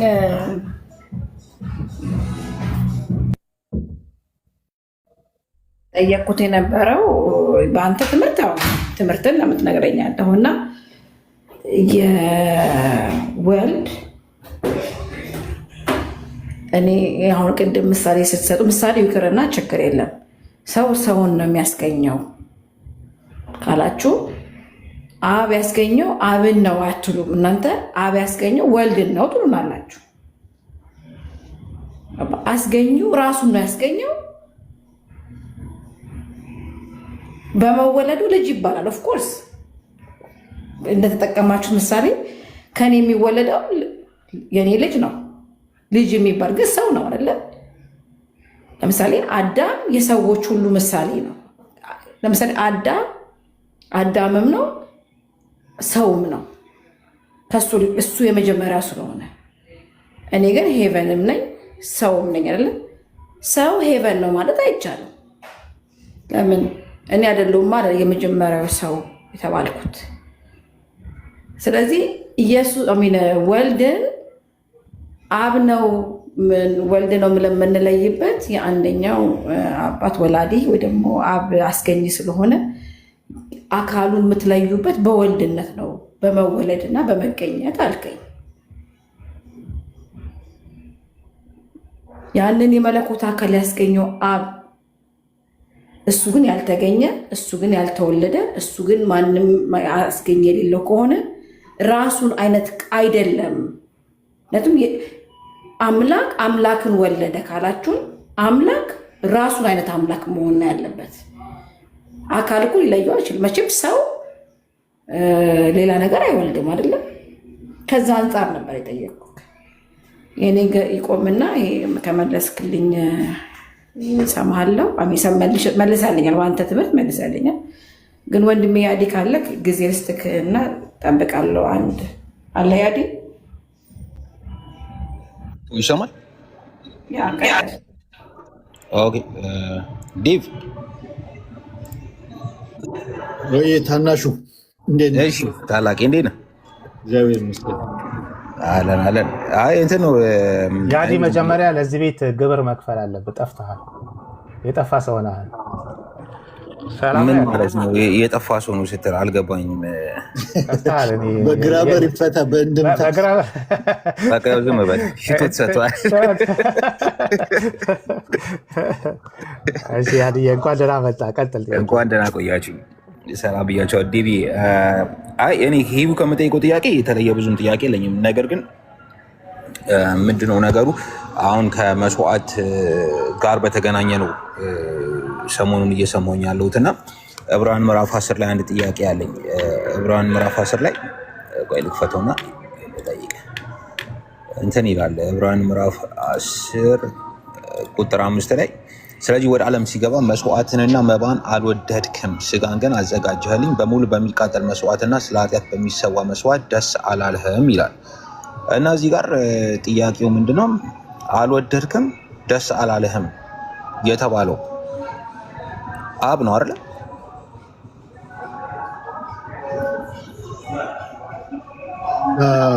አው አንተ ጋር ነው እንትን ያለው። ኦኬ ክፍሉን አሁን ይሄንን ምዕራፍ 10 ላይ ነው አይደል ያነበብከው? ምዕራፍ 10 ቁጥር 5 ያ ከፍ ብለህ ስታየው ከምዕራፍ 9 ምዕራፍ 8 ስታየው የብሉይ ኪዳንን የመባ የመስዋዕት የእግዚአብሔርን እንትን እንዳላደረገ የሰውን ኃጢአት እንትን ሊያደርግ እንዳልቻለ ምዕራፍ 9 ላይ ደግሞ ከዚህ የተሻለ ነገር እንደቀረበ የሚናገርበት ክፍል አለ። የሚበልጥ መስዋዕት እንደቀረበ የሚናገርበት ክፍል አለ እና ይሄ አሁን ወደ ዓለም በመጣ ሰዓት ስጋን አዘጋጀልኝ በሚቃጠል መስዋዕት እንደዚህ ደስ አልተሰኘም። በብሉይ ኪዳን ሲቀርቡ የነበሩት በሙሉ ከእግዚአብሔር ጋር እርቅን ማምጣት አልቻሉም፣ እርቅን መፈጸም አልቻሉም። ስለዚህ ያ ደስ አልተሰኘም፣ በሚቀርቡ ነገሮች ሁሉ ደስ አልተሰኘም የሚለው ቃል ከሃይፖስታሲስ አንጻር ለአብ ቢነገርም ነገር ግን ለሶስቱም አካል ነው የሚነገረው። ምክንያቱም ኢሴንስ ያለ ሃይፖስታሲስ ስለሌለ ማለት ነው። ከሃይፖስታሲስ አንጻር ለአብ የሚነገረው ሁሉ ለወልድም ነው ለመንፈስ ቅዱስም ነው። ደስ ያልተሰኘው ማን ነው ከተባለ አብ ብቻ ነው በብሉይ ኪዳን በሚቀርበው መስዋዕት ያልተደሰተው ሊባል አይችልም። ወልድም ነው መንፈስ ቅዱስም ነው፣ አንድ አምላክ ስለሆነ ማለት ነው። አሁን እንደዛ ከሆነ ማለት ነው አሁን እንደዛ ከሆነ ህጉን ማየት አለብን ማለት ነው። ህጉን ስናይ የመስዋዕቱን ህግ ስናይ መስዋዕትን የሚቀበለው በስሬት መክደኛው ላይ ያለው ዘሌዋውያን 16 ላይ እንደዛ ይላል። በኢየሱስ ማንባል በእግዚአብሔር ፊት የቀረቡና የሞቱ ሁለት የአሮን ልጆች ከሞቱ በኋላ እግዚአብሔር ሙሴን ተናገረው። እግዚአብሔር ሙሴን አለው እኔ በስሬቱ መክደኛ ላይ በደመና ውስጥ እታያለሁና እንዳይሞት በመጋረጃ ውስጥ በታቦቱ ላይ ወዳለው ወደ ስሬቱ መክደኛ ወደ ተቀደሰው ስፍራ ሁልጊዜ እንዳይገባ ለወንድም ለአሮን ንገረው አለው። እዚህ ጋር አንድ እኔ ነው የምናገኘውና ይሄ እኔ አይደለ መባና መስዋዕትን አልወደድክም የተባለው ሶስቱ አካላት በአንድ እኔነት ነው ይገለጣሉ እያልከኝ ያለው ወይስ አንድ እኔ ባዩ ማን ነው እዚህ ጋር ጥያቄ። መልካም ቆንጆ ጥያቄ። ያ እኔ ያለው ማን ነው? የትኛው ነው ብለን ነው የምትለው አንተ? አብ ነው? ወልድ ነው? መንፈስ ቅዱስ ነው? ያልወደደው ነው መስዋዕቱን ያልወደደው ደስ ያላሰኘው እኔ እግዚአብሔር አብ ነው ብዬ ነው የምቀበለው። ስለዚህ ወልድ አይደለም መንፈስ ቅዱስም አይደለም፣ ይሄ የሚመለከተው ለአብ ብቻ ነው የምትለው? ለእኔነት ነው ያለው። ያ ከመለኮት አንጻር እኮ ሞኖቲዝሞች ነን። ከመለኮት አንጻር ከኢሴንስ አንጻር አንድ አምላክ ነው፣ አምላኪዎች ነው። እታያለሁ ነው ያለው። አዴ ብዬ እታያለሁ የሚል ቃል አለው በስሬት መክተኛ ላይ በደመና ውስጥ እታያለሁና። የስ ከመለኮት አንጻር ነው እየተነገረ ያለው። ከመለኮት አንጻር አንድ አምላክ አምላኪዎች እንጂ ሶስት አምላክ አምላኪዎች አይደለም። ቅድም ስናብራራው ነበረ ዳግም 6:4 ላይ የተጻፈውን ኢሃድ የሚለውና ያሂድ የሚለውን የዕብራይስጡን ቃል ትርጉሙን ስናብራራው ነበረ። እዛ ቦታ ላይ ከመለኮት አንጻር ኢሃድ አምላክ እግዚአብሔር አንድ እንደሆነ ወቅ የሚል አንድ እንደሆነ አንድ የሚለው ኮምፓውንድ ዩኒቲ እንደሆነ ኢሃድ የሚለውን ቃል ስናብራራው ነበር። ያሂድ እንዳልሆነ ስናብራራው ነበር።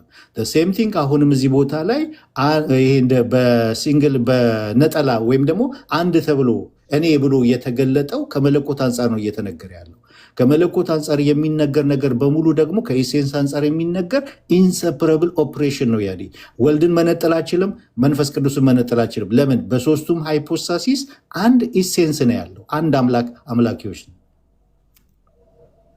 ፐርሰን እኮ ያንን ዴቪ ግን አሁን እኔ ግራ ይገባኝ ፐርሰን አሁን በፐርሰን ነው የማንስማማው ሜጀርሊ በቃ ዳውን ቱ ባረም ከወረድም ፐርሰን የሚለው ዴፊኒሽን ላይ ነው የማንግባባው። ነው እናንተ ፐርሰን የምትሉት እኔ ባይ ከሆነ ራሱን ኤክስፕረስ የሚያደርግ ከሆነ ብላችሁ ዲፋይን የምታደርጉት። እዚህ ጋር እኮ ራሱን ኤክስፕረስ እያደረገ ያለው እኔ በስሬት መክተኛ ላይ በደመና ውስጥ እታያለሁና ነው ያለው። እታያለሁ እኔ እንዲሁም ዘጸአት 25 ላይ ደግሞ እኔ በዛው ተገኝቼ የማዝህን ነገር ታደርጋለህ ብሎ በአንድ እኔነት ነው እያናገረው ያለው። እና ሀኩጁሴ ከመለኮት አንጻር ነው እንዴት ማለት መለኮት እኮ ባህሪው እኮ ነው አይደል? የአንዱ የዚህ ተናጋሪው ባህሪ ነው መለኮት። እንዴት ሴንስ ይሰጣል ዴቭ? ከመለኮት አንጻር የምትለኝ ማለት አልገባኝ። መለኮት በብሉይ ኪዳን የትሪኒቲ አሁን ማን ነው ይህንን ነገር የተናገረው? አብ ነው? ወልድ ነው? መንፈስ ቅዱስ ነው የሚለው ድብዝዝ ያለ ነው። በደንብ ክሊር አይደለም በብሉይ ኪዳን። ቅድም ስናስረዳ ነበር። አዲስ ኪዳን ላይ ነው ሂስቶሪካል ጂሰስ ነው በደንብ አድርጎ ከሁሉም በላይ ትሪኒቲን የገለጠው እኛ እንዲህ ነን ብሎ የገለጠው የሚለውን ስናስረዳ ነበረ። ከስኮላሮችም ከአባቶችም የተነገረውን ማለት ነው። እና በብሉይ ኪዳን ላይ የትኛው አካል ነው ይህን እየተናገረ ያለው የሚለው ድብዝዝ ያለ። ለምሳሌ ኢሳያስ ላይ ስትሄድ 6 ላይ ማን ይላክልናል ማንስ ይሄድልናል ሲል እግዚአብሔር ብለህ ነው የምትመልሰው። የትኛው አካል ነው የሚለውን አይነግርህም ኢሳያስ ምዕራፍ 6 ላይ። ያንን ክፍል ግን ጳውሎስ ሐዋርያ ስራ ላይ ወስዶ መንፈስ ቅዱስ እንደሆነ ይናገራል። ማንስ ይላክልናል ማንስ ይሄድልናል ያለው መንፈስ ቅዱስ እንደሆነ አዲስ ኪዳን ላይ ነው የምታየው። ብርሃኑን የምታየው በደንብ ግልጽ ብሎ የምታየው አዲስ ኪዳን ላይ። አሁንም እዚህ ቦታ ላይ እኔ ብሎ እየተናገረ ያለው መስዋዕትን ስለመቀበል ነው። መስዋዕት መቀበል ማለት የኃጢአትን ይቅርታ መስጠት ነው። ገብተዋል? የኃጢአትን ይቅርታ መስጠት ደግሞ ከኢሴንስ አንጻር ነው የሚነገረው። ኃጢአትን ይቅር የሚል እግዚአብሔር ብቻ ነው። ምን ማለት ነው? ከኢሴንስ አንጻር የሚነገር ነው። እንደዚህ አይነት ንግግሮች ከኢሴንስ አንጻር የሚነገር ንግግር ደግሞ በሙሉ ኢንሰፕረብል ኦፕሬሽን ውስጥ ነው የሚገባው። ምን ማለት ነው? አትለይም፣ አንዱን ከአንዱ አትለየውም። ለአብ የሆነ የወልድ ነው፣ የወልድ የሆነ የመንፈስ ቅዱስ ነው የሚሆነው። ስለ አንዱ አምላክ ነው እየተናገረ ያለው። አንተ አሁን ጥያቄ የፈጠረብህ እኔ እያለ የሚናገረው እኔ ብሎ ራሱን ኤክስፕረስ ሊያደርግ የሚችለው አካል ነው ብላችሁ ትላላችሁ። እዚህ ቦታ ላይም እኔ እያለ እየተናገረ ያለው አካል ብላችሁ ኤክስፕረስ ስለምታደርጉ እኔ የሚለው ስለ አካል ነው እያወራ ያለው። ሃይፖስታሲስን ከምትተረጉሙበት ትርጉም አንጻር ነው ያንተ ጥያቄ። ገብቶኛል አይደለም? ይህንን እኮ ራሱ ብሉይ ኪዳን ላይ ተናጋሪ ማን እንደሆነ እኮ ላሳየ ይችላል። ቃል በቃል ላሳየ። ማን? ሁለተኛ ሳሙኤል ምዕራፍ 7 ነው። ሁለተኛ ሳሙኤል ምዕራፍ 7 ላይ እንደዚህ የሚል ክፍል አለ። ሁለተኛ ሳሙኤል ምዕራፍ 7 ላይ ምን አለ? ከቁጥር 1 ጀምሮ እንዲህም ሆነ ንጉሱ በቤቱ በተቀመጠ ጊዜ እግዚአብሔርን በዙሪያው ካሉ ጠላቶች ሁሉ ባሳረፈው ጊዜ ንጉሱ ነቢዩ ናታንን እኔ ከዝግባ በተሰራ ቤት ተቀምጫለሁ፣ የእግዚአብሔር ታቦት ግን በመጋረጃ ውስጥ እንደተቀመጠ እይ አሉ። ናታንም ንጉሱን እግዚአብሔር ከአንተ ጋር ነውና ሂድ፣ በልብህም ያለውን ሁሉ አድርግ አለው። በዚያም ሌሊት የእግዚአብሔር ቃል ወደ ናታን መጣ፣ እንዲህም አለው ሂድ ለባሪያዬ ለዳዊት ንገረው እግዚአብሔር እንዲህ ይላል የእስራኤል ልጆች ከግብፅ ምድር ካወጣሁበት ቀን ጀምሮ እስከዛሬ ድረስ በድንኳንና በማደሪያ እሄድ ነበር እንጂ በቤት አልተቀመጥኩምና አንተ የምኖርበትን ቤት አትሰራልኝም። ከእስራኤልም ልጆች ሁሉ ጋር ባለፍኩበት ስፍራ ሁሉ ስለምን ቤትን ከዝግባ እንጨት አልሰራችሁልኝም ብዬ ሕዝቤን እስራኤል ሊጠብቅ ዘንድ ከእስራኤል ነገድ ላዘዝኩት ለአንዱ በእውኑ ተናግሬአለሁን? አሁንም ዳዊትን ባሪያዬን እንዲህ በለው የሠራዊት ጌታ እግዚአብሔር እንዲህ ይላል አንተ መንጋውን ስትከተል በሕዝቤ በእስራኤል ላይ አለቃ ትሆን ዘንድ ከበግ ጥበቃ ወሰድኩ። በሄድክበትም ሁሉ ከአንተ ጋር ነበርኩ። ጠላቶችንም ሁሉ ከፊት አጠፋው። በምድርም ላይ እንዳሉ እንደ ታላላቆቹ ስም ታላቅ ስም አደርግልሃለሁ። ለሕዝቤም ለእስራኤል ስፍራ አደርግለታለሁ፣ እተክለውም አለው፣ በስፍራውም ይቀመጣል፣ ከዚያም በኋላ አይናወጥ። እንደ ቀድሞ ዘመንና በሕዝቤ በእስራኤል ላይ ፈራጆች እንዳነሳሁበት ጊዜ ግፈኞች ተመልሰው አያስጨንቁትም።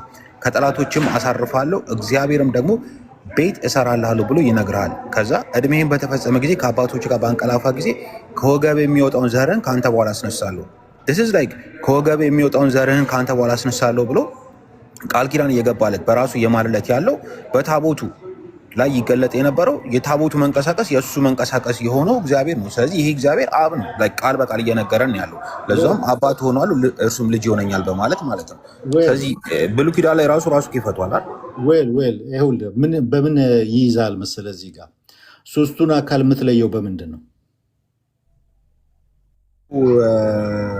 አካል አማኝ አይደለሁም ግን ገባኝ። አሁን እኛ ሶስቱን አካል የምንለየው መለያ ስናስተምር ነበር አይደለ? በምንድን ነው የምንለየው? በሃይፖታሲስ። ሃይፖታሲሱን በምንድን ነው የምንለየው? በእኔ ባይነቱ እሱ ስለ ሃይፖታሲሱን ዲፋይን ስናደርገው ነው። ሃይፖታሲስ የአንዱ አይደለም አይደለ? ዲስቲንክት ነው። ያንን ሃይፖታሲስ ግን የምንለይበት መለያዎች አስቀምጠናል። ያ መለያ ምንድን ነው የሚባለው? ከእናንተ አንጻር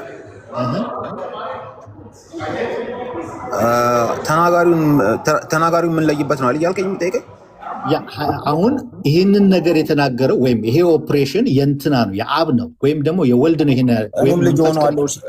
እኔም አባት ሆናለሁ እሱም ልጅ ሆነኛል ስላለ ተናጋሪው አብ ነው የሚሆነው። በምንድን ነው የምንለየው? ያ መለያ አስቀምጠናል። መለያ አለ በቴዎሎጂ። ይቅርታ አልሰማችሁም እንዳልሳሳት። ስለ ኖሽን ሳወራ ቅድም አልሰማህም? እውነት ለመናገር ከኤቢ ጋር እያወራች ስለነበር በደንብ አልዋሽም። አብን፣ ወልድን፣ መንፈስ ቅዱስን ከአካል አንጻር የምንለየው ይሄ ኦፕሬሽን የማን ነው? የአብ ነው? ወልድ ነው? መንፈስ ቅዱስ ነው ተብሎ የሚለየው በሁለት መንገድ ነው። አንደኛ ኖሽን እና አፕሮፕሬሽን የሚባል አለ። አፕሮፕሬሽን እና ኖሽን ከአካል አንጻር ብቻ የሚነገር ነው። ለምሳሌ ኖሽን 5 ኖሽኖች አሉ። በእነዚህ 5 ኖሽኖች አብ ማን እንደሆነ፣ ወልድ ማን እንደሆነ፣ መንፈስ ቅዱስ ማን እንደሆነ የምንለይበት ነው ማለት ነው። አፕሮፕሬሽን ደግሞ ያ ኦፕሬሽን በማን እንደተሰራ የምንለይበት፣ በየትኛው አካል እንደተሰራ የምንለይበት ነው። የአፕሮፕሬሽን ማለት ነው። ከሃይፖስታሲስ አንጻር ሲነገር ማለት ነው። ሃይፖስታሲሱን የምንለይበት አሁን እዚህ ቦታ ላይ ያነበብክልኝ ክፍል ሃይፖስታሲሱን የምንለይበት ከኖሽን አንጻር አንዱም ቦታ እዚህ ውስጥ የለም።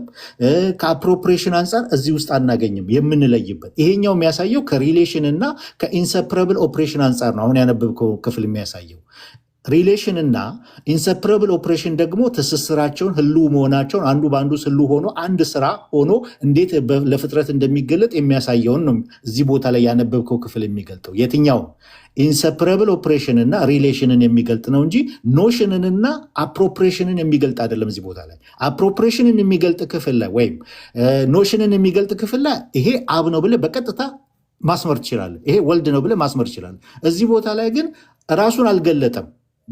ማነኝ ብሏል። እዚህ ቦታ ላይ ኖሽኖቹን ገልጧል? አልገለጠም። አፕሮፕሬሽኑን ከአንዱ አካል የሚለይበት አንዱ አካል ከአንዱ አካል ኦፕሬት የሚያደርግበትን የሚለይበትን ክፍል እዚህ ቦታ ላይ ገልጧል? አልገለጠም። እግዚአብሔር ብሎ ነው ራሱን እየገለጠ ያለው። እግዚአብሔር የሚለው ስም ደግሞ የጋራ የአብም ነው የወልድም ነው የመንፈስ ቅዱስም ስም ነው። በምን ለየኸውና አብ ብቻ ነው አልከው? እዚህ ቦታ ላይ ነው የምልህ። እኔም አባት ሆኗለሁ እርሱም ልጅ ይሆነኛል እኮ እያለ እኮ ነው ዴቭ። ማንን እዚህ ጋር እኔም አባት ሆኗለሁ እርሱም ልጅ ይሆነኛል ባዩ ነው ለዳዊት እያናገረው ነው ያለው። ማንን ነው የሚለው? እግዚአብሔር ልጁና ኢየሱስን ነው እንደዛ የሚለው። እስኪ አንብበው ሙሉ ዴቭ። ይሄ እኮ ዕብራውያን 1 ላይ እኮ የተነገረ ክፍል አይደል? አንብበው ሙሉ ነው። እሺ አንዴ ከወገብን ፍሬ የሚለውን ጀምሮ ቆይ አንዴ እቃ ልስጥ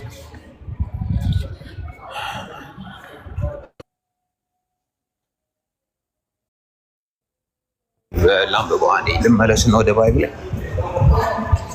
ምንድነው የሚለው? እንደዚህ ነው የሚለው ከቁጥር 11 ጀምሮ እድሜህም በተፈጸመ ጊዜ ከአባቶችም ጋር ባንቀላፋ ጊዜ ከወገብ የሚወጣውን ዘርህን ከአንተ በኋላ አስነሳለሁ፣ መንግስቱንም አጸናለሁ። እርሱ ለስሜ ቤት ይሰራል፣ የመንግስቱንም ዙፋን ለዘላለም አጸናለሁ። እኔም አባት እሆነዋለሁ፣ እርሱም ልጅ ይሆነኛል። ስለዚህ ተናጋሪው አባት ነው፣ አባት ነኝ እያለ ነው እየተናገረ ያለው። የሚናገርለት ደግሞ ሊመጣ ላለው ከዳዊት ቤት ከዳዊት ወገን ሊመጣ ስላለው ልጅ ስለሚሆነው ስለ ኢየሱስ ክርስቶስ ነው እየተናገረ ያለው።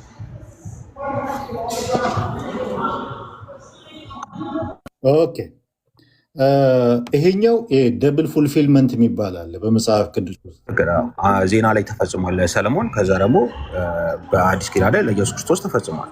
ያ ስለዚህ የመጀመሪያው የሚያመለክተው እዛው የተፈጸመ ከዳዊት ስለተወለደው የሚነገር ክፍል ሲሆን፣ ሁለተኛው ደግሞ ስለ ሁለተኛ ኢየሱስ ክርስቶስ ሁለት ጄኔሬሽን አለው አይደለ?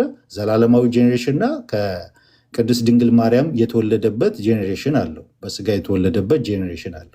ስለዛ እየተናገረ ነው። ሁለት ክፍል ነው ያለ። ዕብራውያን ላይ ሲተረጉመው ያንን ከኢየሱስ ክርስቶስ ጋር አገናኝቶ ተርጉሞታል፣ የዕብራውያን ጸሐፊ ማለት ነው። እና የደብል ፉልፊልመንት ያለው ቃል ነው እዚህ ቦታ ላይ የሚናገረው። ቆይ በዚህ ሰዓት ተወልዷል እንዴ ኢየሱስ ክርስቶስ? በዚህ ሰዓት ከተወለደ እኮ ተናጋሪው አብ ወልድ መንፈስ ቅዱስ መሆን አለበት እንጂ ተናጋሪው አንድ ብቻ ሊሆን አይገባም። ተናጋሪው እንደ አብ እንደ ወልድ እንደ መንፈስ ቅዱስ ነው መውሰድ ያለበት። በዚህ ሰዓት ተወልዷል ነው ያልከኝ? ያ በዚህ ሰዓት ልጅ ብለህ ከጠራኸውና ራሱ ልጅ ሆኖ ከተናጋሪው ጋር ከነበረ ሀኩሪ ተዋከባውት ሊሆን ስላለው ወደፊት ሊሆን ስላለው እንዴት ነው ሊናገር የሚችለው? በዛ ሰዓት ይሄንን በተናገረበት ሰዓት ተወልዷል ኢየሱስ? ጥያቄ እኮ ለአንተ እኮ ነው። ተወልዶ ነበር ወይ ነው ጥያቄ። ጥያቄ ነው እንደጠየቀው። ከተወለደ ካልከኝ እኮ አሁን እያወራ ያለው እግዚአብሔር ነው። ስለዚህ አብ ወልድ መንፈስ ቅዱስ ብለን ልታስቀምጠው የሚገባው እንጂ አብ ብቻ ተናጋሪ ሊሆን አይችልም እዚህ ጋር። ኦኬ የትኛውን? አሁን ሁለት ልደት እኮ አለው ኢየሱስ ክርስቶስ። ኢንተርናል ጄኔሬሽን አለው፣ በስጋ ደግሞ ከማርያም የተወለደበት ጄኔሬሽን አለው። ግን እኮ አባት ሆነዋለሁ ነው ያለው። አባት ሆነዋለሁ ነው ያለው። ሆነዋለሁ ወደፊት አይደል? ያኛው በስጋ ስለሚወለድበት ስለ ሁለተኛው ጄኔሬሽን እንጂ ስለመጀመሪያው ኢንተርናል ጄኔሬሽንማ ጅማሬም የለውም እኮ እሱ ሁለቴ ነው አባት የሆነው። ሁለት ጄኔሬሽን አለው። ሁለቴ ነው አባት የሆነው ማለት ነው። ዲቪ በዘላለማዊም ልጁ ነው፣ በስጋም ደግሞ የወለደው ልጁ ነው። ኢየሱስ ክርስቶስ ሁለት ጄኔሬሽን ካለው ማወቅ ያለብህ ኢየሱስ ክርስቶስ ሁለት ጄኔሬሽን አለው አይደለም? ዘላለማዊ ልጅነት አለው፣ በስጋ ደግሞ የተወለደበት ልጁ አለው። ስለዚህ አባትነቱ ለሁለት ስቆይ እናንተ እየመሰልኳችሁ እንደው እንዴ ለኔ አንድ ውልደት ነው ያለው። ስቆይ እናንተ እየመሰልኳችሁ ነው። እኔ አንድ ልደት ነው የማውቀው፣ እሱም ከቅድስት ድንግል ማርያም የተወለደው ነው የማውቀው። ዘላለማዊ ልጅነቱስ እኔ ዘላለማዊ ልጅ የሚባል ለኔ እንጃ፣ እኔ አላነበብኩም። የዘላለም ልጅ የሚል አላነበብኩም። ይቅርታ፣ የዘላለም አባት የሚል አንብቤያለሁ፣ ግን የዘላለም ልጅ የሚባል አላነበብኩም። ኦኬ ዴቮ ያዲኮ ኦንሊ ጂሰስ ነው። እኔ ዲቭ ስለምወድ በጣም ከፍቅር የተነሳ እኮ የራሱ መስየው እኮ ነው። ያ እሱ በሁለት የክርስቶስን ሁለት ባህሪ ፍጹም አምላክና ፍጹም ሰውነቱን አንድ አብ አድርጎ ነው የሚወስደው ኢየሱስንና ከዛ አኳያ ያውቃል። አሁን ሌላ ቦታ ተሰሩ ያውቃል። ኦንሊ ጂሰስን የሚያውቃል፣ ግን ያው አንዳንዴ በጣም ስለምወደው የእሱ መስየው ነው። እኔ ኢንተርናል ጄኔሬሽን አላምንም። ዲቭ ልጅ ተብሎ እንዲሁም የእግዚአብሔር ልጅ ተብሎ ይጠራል የተባለው ሉቃስ 1 ላይ አይደል? እንደዛ ነው እንግዲህ የማውቀው፣ ግን ዘላለማዊ ልጅ ይባል አላነበብኩም። ሉቃስ ከመሆኑ በፊት ምሳሌ 34 ታዲያ እንዴት ነው የምታየው? ምሳሌ 34 ምን ይላል? ኦኬ እንየው። ወደ ሰማይ የወጣ የወረደስ ማን ነው? ነፋስንስ በእጁ የጨበጠ ማን ነው? ውሃንስ በልብሱ የቋጠረ ማን ነው? የምድርን ዳርቻ ሁሉ ቆይ የምድርን ዳርቻ ሁሉ ያጸና ማን ነው? ይህን ታውቅ እንደሆን ስሙ ማን? የልጁ ስም ማን ነው አለ። ይሄንን ነገር የሚያደርግ ወደ ሰማይ የወጣ የወረደ ነፋስን በእጁ የጨበጠ ውሃን በልብሱ የቋጠረ የምድርን ዳርቻ ሁሉ ያጸና ይህን ታውቅ እንደሆነ ስሙ ማን ነው? የልጁስ ስም ማን ነው ይላል። ስሙ ማን ነው የተባለው ለማን ነው? ሁሉን ላደረገው ነው እኮ። የልጁንም ስም ደግሞ እየጠየቀህ ነው። ገባኝ። የሁሉን አድራጊው ማን ነው እኮ ጥያቄ። የልጁ ጋር ከመድረስ በፊት የሁሉን አድራጊው ማን ነው? የሁሉን አድራጊ ማን ነው? ልጁስ? የዚህ አድራጊውስ ልጅስ ማን ነው? አድራጊውን ስናውቅ ልጁን እናውቃለን። አድራጊው ማን ነው እንዴ? አሁን እኮ አንተ በብሉይ ኪዳን ልጅ የለም ነው ያልከው። አሁን ግን ይኸው ብሉይ ኪዳን ላይ ልጁስ ማን ነው የሚለው ኢተርናል ጀነሬሽን እንዳለና እሱማ የአብ ልጅ ነው የሚሆነው። ስለዚህ በብሉይ ኪዳን አኪ ማን ቦታ ነው የገባው? ይቅርታ አድርግ። ኖ ያዲ እዚህ ጋር እኮ አሁን የመጣሁበት ለምንድን ነው ዴቮም የጠቀሰልህ ልጁ ማን ነው አለ። ልጁ ኢተርናሊ ጀነሬት አላረገም አልቀበልም ስትል ዴቭ ምሳሌ 34ን ስለ ልጁም ይናገራል። ወደ ሰማይ የወጣ የወረደስ ማን ነው? ንፋስን በእጁ የጨበጠ ማን ነው እያለ ከዛ ስሙ ማን ነው ይሄን ያደረገው? የልጁ ስም ማን ነው ነው የሚለው። ስለዚህ ስሙን ከታወቀ ልጁ ደግሞ ከሆነ ሁለቱም ባህሪያቸው አንድ ነው ማለት ነው። ልጅ ሌላ ባህሪ አባት ሌላ ባህሪ ሊኖረው አይችልም። ስለዚህ አንድ ባህሪ እንዳላቸው ይናገራል።